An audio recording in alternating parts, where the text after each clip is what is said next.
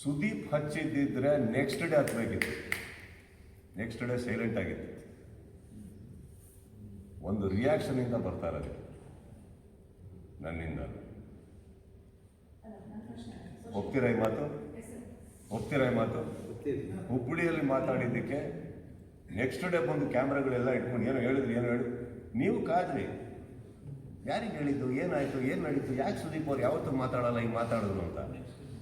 Industry ಒಂದು ನಿಮಿಷ ಸೃಷ್ಟಿ ಆಗ್ತಾ ಇತ್ತು, ಸ್ಪಷ್ಟತೆ ಬರ್ತಾ ಇರಲಿಲ್ಲ ಸರ್.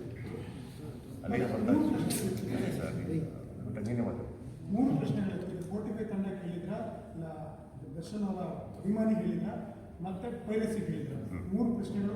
ಈಗ ನಿಮ್ಮ ಎಷ್ಟು ಮೆಚೂರ್ಡ್ ನೀವು? ಮೆಚೂರ್ತಾನೆ ಬುದ್ಧಿದಲ್ಲ.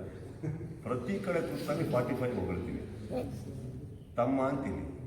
ಶಿವಣ್ಣನ ಬಗ್ಗೆ ಯಾವತ್ತೋ ಯಾರೋ ಅಲ್ಲಿ ಕನ್ನಡದ ಬಗ್ಗೆ ಮಾತಾಡಿದೆ, ಕರ್ನಾಟಕದ ಬೆಂಕಿ ಹತ್ಕೊಂಡು ಅವ್ರನ್ನ ಎಳಿಬೇಕಾದ್ರೆ ರಿಪಬ್ಲಿಕ್ ಟಿವಿಯಲ್ಲಿ ಕೂತ್ಕೊಂಡು ನಾನು ಮಾತಾಡ್ತೀನಿ. ಶಿವಣ್ಣನ ಬಗ್ಗೆ 45 ಬಗ್ಗೆ ಮಾತಾಡ್ತೀನಿ.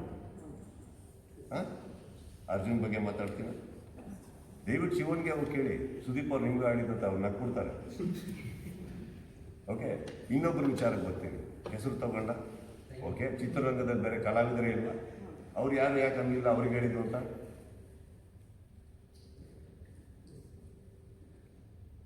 ಮೆಚೂರ್ಡ್ ಸರ್ ಹೇಳಿ.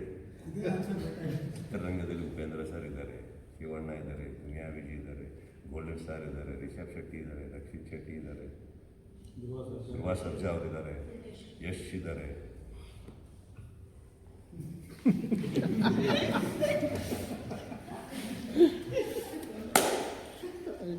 ಒಂದು ಗಂಟೆ ಮಾತ್ರ ಟಂಗ್ ಅಂತದ್ದು. ಈಗ ಆ ದೇವಸ್ಥಾನಕ್ಕೆ ಹೋಗಿ ನೀವು ಕೇಳಿದ್ರೆ ಯಾಕೆ 10 ಸತಿ ಪೂಜೆ ಮಾಡಿದ್ರಿ ಅಂತ ನನಗೆ